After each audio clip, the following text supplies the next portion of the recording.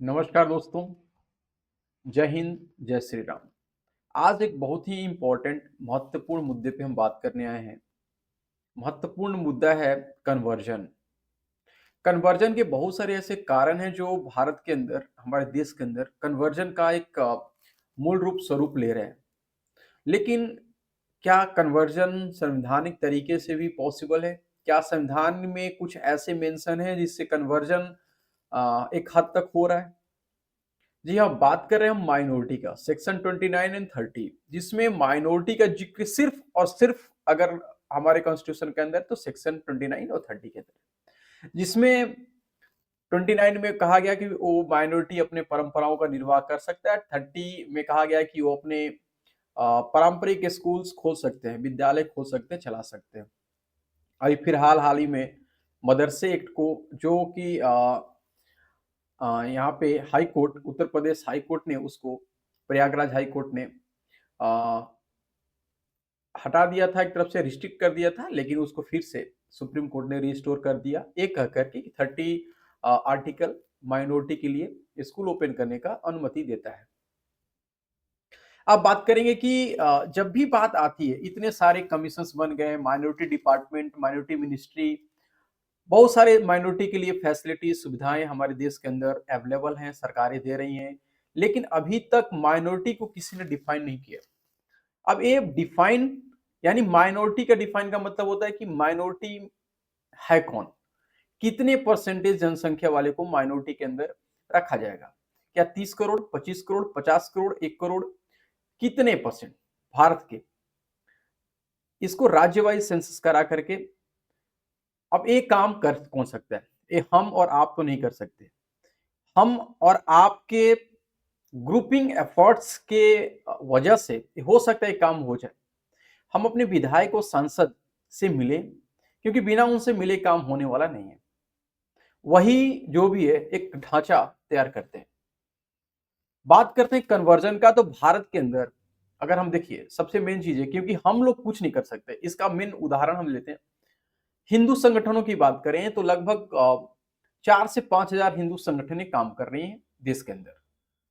जैसे हम बात करें अगर शाखा आरएसएस की, तो आरएसएस से जुड़े 500 ऐसे शाखाएं, उनके सब शाखाओं की बात करें तो लगभग 4 से 5 हजार शाखाएं काम कर रही है, फिर भी कन्वर्जन रुकने का नाम नहीं ले रहा है, अपने चरम पे पूरी तरीके से चल रहा है।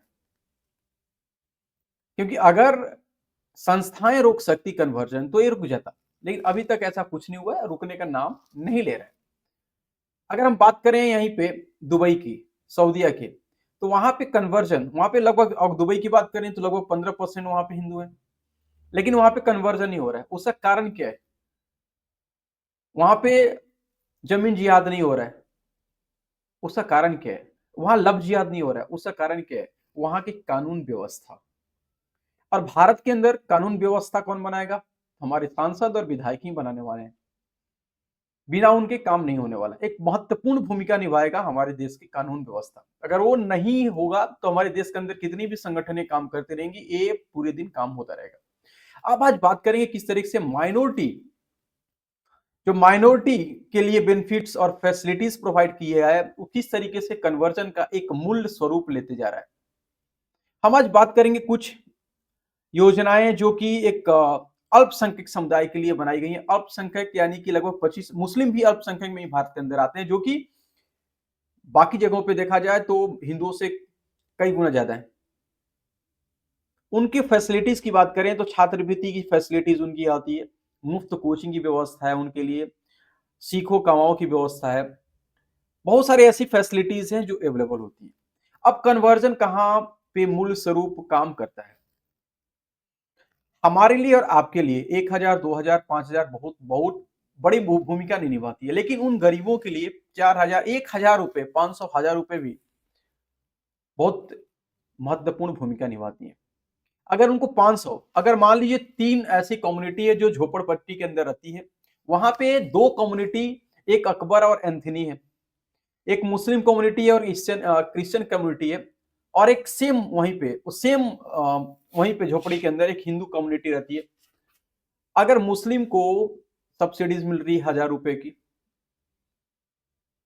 अगर क्रिश्चियन को 1,000 रुपए की सब्सिडीज मिल रही है, तो एक बगल वाला जरूर पूछेगा सर उसको मिल रही है हमें नहीं मिल रही है। अब वहीं पे कन्वर्जन का एक माइंडसेट तैयार हो जाता है। हमारे लिए और आपके लिए 1000 2000 बड़ी बात नहीं है, लेकिन उन गरीबों के लिए जो सेम काम करते हैं, वो भी सुबह उठ के कूड़ा बेचता है, कूड़ा उठाता है, वो भी कूड़ा उठाता है, तीनों का काम है। अब फिर रास्ता निकलता है कि अगर तुम धर्म परिवर्तन कर लेते हो तो तुमको भी 1000 रुपए 1500 रुपए 500 रुपए जो भी फैसिलिटीज अवेलेबल है वो आपको मिलना स्टार्ट हो जाएगा। अब उस स्थिति के अंदर वहां पे कन्वर्जन स्टार्ट होता है। अब वो बंदा जो हिंदू रहता है वो दुविधा में होता है कि भैया मैं अपने जो मेरा अमर है उसको एंथोनी कैसे करूं। अब वहां पे भी एक ट्रिक अपनाया जाता है कि आपको नाम चेंज करने की जरूरत नहीं है, नाम सेम रहेगा, आप सिर्फ रिलीजन को क्या करिए बदल दीजिए।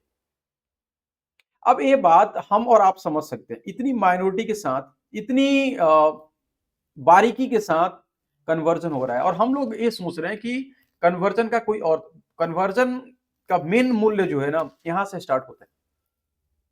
इस वीडियो को फैलाइए, सतर्कता, और हमको अपने विधायक, सांसद, चाहे किसी भी दल के हों, बहुत सारे लोग ऐसे होते हैं जो हमारे फेवरेट दल के नहीं, हम उनसे मुलाकात नहीं करेंगे। भाई वो आपके सांसद हैं, आपके क्षेत्रीय, आपका जनप्रतिनिधि उसको चुना है, वो आपके लिए काम करने के लिए, उनकी मुलाकात करना हमारे लिए, आपके लिए बेहद ही जरूरी है। हमें और आपको समझना होगा किस तरीके से जब तक कानून व्यवस्था में चेंजेस नहीं आएंगे तब तक ये सारी चीजें चेंज नहीं होने वाली। चाहे आपके कितने भी संगठन, हाँ हो सकते हैं थोड़े से कम करें, लेकिन पूरी तरीके से इसमें रुकावट नहीं डाल सकते। वीडियो पसंद आई तो जरूर लाइक सब्सक्राइब शेयर कर दीजिए। मिलते हैं नेक्स्ट वीडियो में, तब तक के लिए जय हिंद, वंदे मातरम।